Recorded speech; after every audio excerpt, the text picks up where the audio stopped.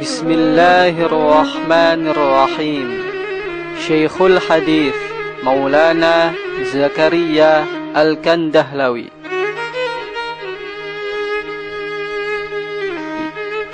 Syekhul Hadith Maulana Zakaria Al-Kandahlawi bernama lengkap Muhammad Zakaria bin Muhammad Yahya bin Muhammad Ismail rahmatullah alaihim.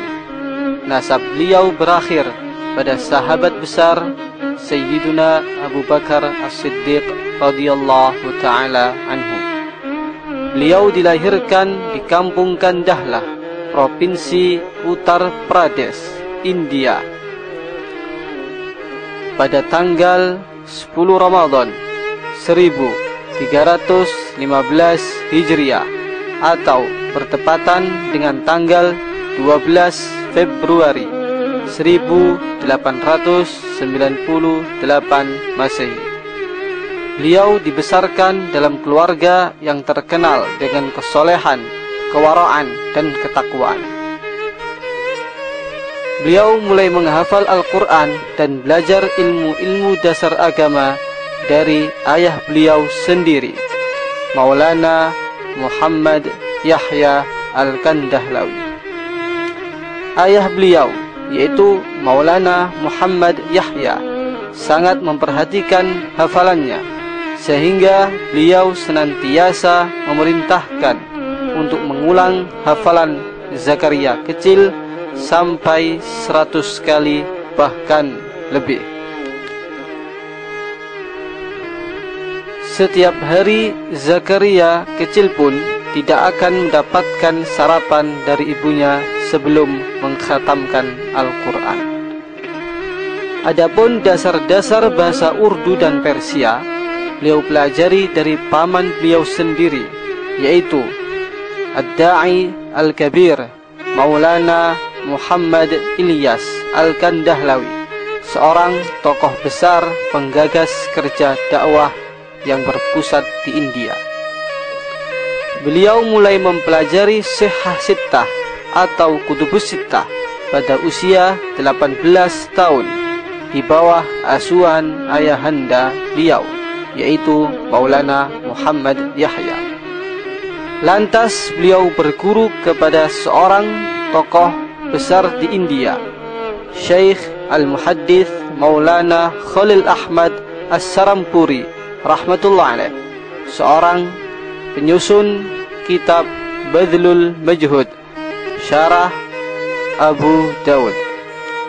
Beliau belajar pada Syekh Maulana Khalil Ahmad meliputi kitab Sahihain, Sunan Abu Dawud, Sunan Tirmidzi, Muwatta Imam Malik, Muwatta Imam Muhammad bin Hasan, dan Syarah Ma'anil Athar. Pada usia 20 tahun, beliau diangkat sebagai pengajar hadis di Madrasah Madzahirul Ulum Sarampur. Pada mulanya, beliau mengajarkan kitab Mishkatul Masabih dan sebagian kitab Sahih Bukhari dan Sunan Abu Dawud. Namun, tidak lama kemudian, beliau diangkat sebagai pimpinan para pengajar hadis untuk mengajarkan kitab Sahih Bukhari secara sempurna. Dan sejak itulah beliau dijuluki sebagai Syekhul Hadis atau guru besar dalam bidang hadis. Dalam hidupnya, beliau banyak melakukan perjalanan-perjalanan ke Afrika, Pakistan, Arab Saudi, dan negara-negara lainnya.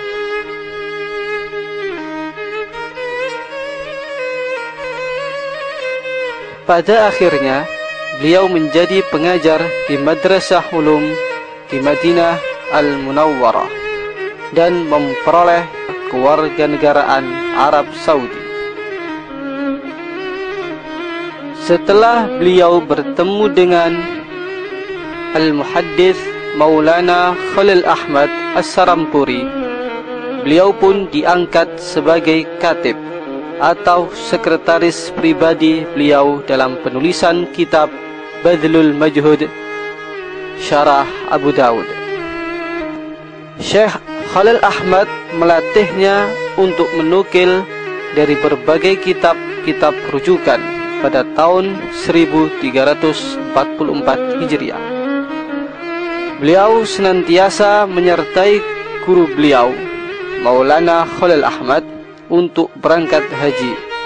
Allahu Akbar, Allahu Akbar, Alhamdulillahi Rabbil Alamin, Ar-Rahmanir Rahim, Maliki Yawmiddin. Dan di Madinah inilah beliau memulai penulisan kitab beliau yang paling besar, yaitu kitab Aujazul Masalik ila Muwatta Imam Malik, sebuah kitab yang mengomentari Muwatta Imam Malik setebal 15 jilid yang telah diterbitkan oleh Darul Qalam Damaskus. Sementara pada waktu itu beliau baru berusia 29 tahun. Di antara guru-guru Maulana Zakaria adalah ayahanda beliau sendiri, yaitu Asy-Syaikh Al-Muhaddits Maulana Muhammad Yahya Al-Kandahlawi, Asy-Syaikh Maulana Ilyas Al-Kandahlawi, Asy-Syaikh Al-Muhaddits Khalil Ahmad As-Sarampuri, penyusun kitab Badlul Majhud Syarah Abu Dawud, Asy-Syaikh Abdul Latif Al-Barqadawi, Asy-Syaikh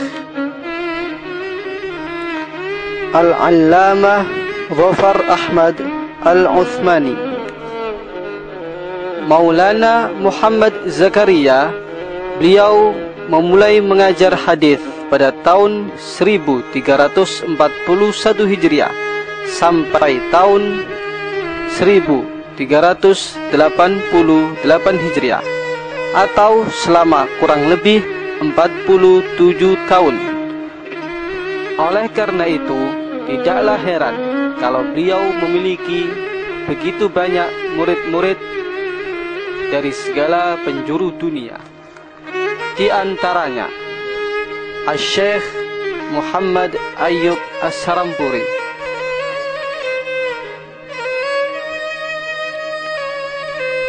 Asy-Syaikh Abdul Halim Al-Jumfuri, pendiri Jami'ah Riyadul Ulum,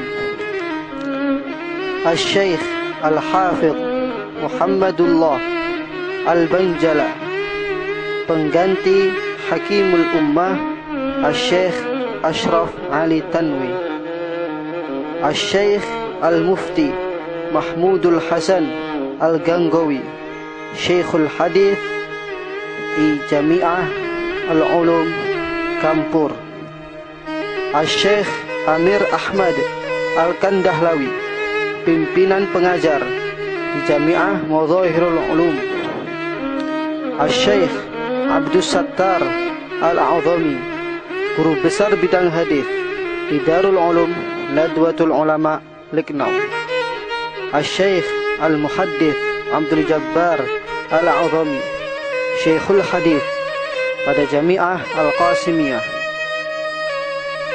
Asy-Syaikh Muhammad Ihtishamul Hasan Al-Kandahlawi, Asy-Syaikh Ad-Da'i Al-Kabir Muhammad Yusuf bin Muhammad Ilyas Al-Kandahlawi, Asy-Syaikh Ad-Da'i Al-Kabir Muhammad In'amul Hasan Al-Kandahlawi, dan lain sebagainya.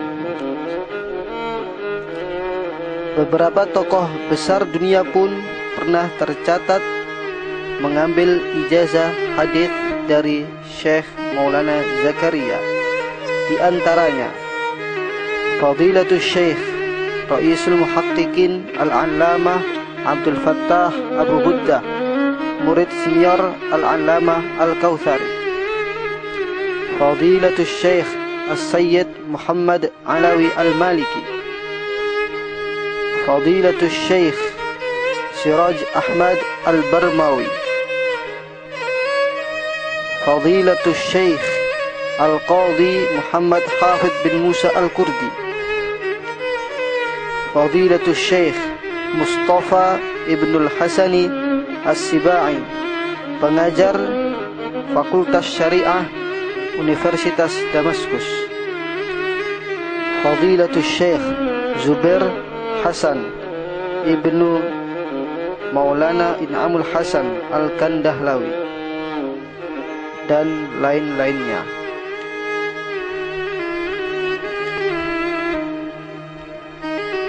Dalam dunia mutasawwifin atau lebih khusus dengan thariqah, tercatat beliau pernah berbaiat kepada Khalil Ahmad As-Sarampuri.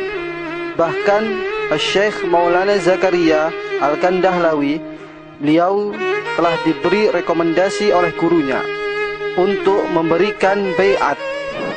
Di antara beberapa tokoh ulama yang menerima baiat dari Maulana Zakaria, yaitu Syekh Al-Mufti Mahmudul Hasan Al-Kangawi, pimpinan Darul Ifta Deoban, India; Syekh Maulana Muhammad Talha bin Muhammad Zakaria; Syekh Ad-Da'iyah Ubaidullah Al-Balyawi; Syekh Ad-Da'iyah Muhammad Umar Al-Balamburi; Syekh Abdul Halim Al-Jumhuri; Al-Mufti Waliyun Hasan, guru besar bidang hadis dan pimpinan Darul Ifta Jamiah Islamiyah di Nuriton; Syekh Muhammad Ihsanul Haq, pengajar Madrasah Rewin, Pakistan, dan lain-lainnya. Sebagaimana layaknya para tokoh-tokoh besar dunia, Syekh Maulana Muhammad Zakaria juga menuai banyak komentar-komentar indah dari tokoh-tokoh semasanya. Di antaranya Sayyid Muhammad Alawi Al-Maliki, beliau pernah berkata selepas membaca kitab Aujazul Masalik karya Maulana Zakaria, beliau berkata dengan terheran-heran bahwa wawasan Maulana Zakaria Al-Kandahlawi mengenai pendapat-pendapat ulama Malikiyah dan penukilan-penukilan beliau yang begitu akurat membuat ulama Malikiyah sendiri terheran-heran. Bahkan Syed Muhammad melanjutkan, seandainya Maulana Muhammad Zakaria beliau tidak menyatakan bahwa beliau bermadzhab Hanafi, maka aku tidak heran bahwa orang-orang akan mengira bahwa Maulana Zakaria bermadzhab Maliki, karena begitu telitinya dan begitu akuratnya penukilan beliau dalam kitab Aujazul Masalik akan pendapat-pendapat ulama Malikiyah melebihi ulama Malikiyah sendiri. Bahkan ayahanda dari Sayyid Muhammad, yaitu Sayyid Alawi Al-Maliki, menyatakan bahwa kitab Aujazul Masalik merupakan kitab yang tak tertandingi pada masanya. Syekh Al-Allamah Al-Muhaddith Abdul Rahman Al-Kamil Furi, beliau menyatakan bahwa kitab Aujazul Masalik merupakan kitab yang sangat istimewa, sehingga beliau mengatakan bahwa aku tidak pernah melihat dan tidak pernah mendengar kitab yang mengupas matan Muwatta sedetail dan seindah selengkap kitab Aujazul Masalik karya Maulana Zakaria Al-Kandahlawi. Seorang tokoh besar, Syekh Al-Allamah Abul Hasan Ali An-Nadwi, beliau mengatakan bahwa bidang hadis bukan sekedar wacana belaka bagi Syekh Zakaria, akan tetapi telah mendarah daging di tubuh Syekh Zakaria Al-Kandahlawi. Syekh Mahmud Said Mamduh, seorang murid senior Syekh Musnidud Dunya Yasin Al-Badani. Beliau pernah mengatakan bahwa Syekh Muhammad Zakaria merupakan ulama yang sangat produktif, yang telah melahirkan karya-karya fenomenal yang memiliki ciri khas dan keistimewaan tersendiri.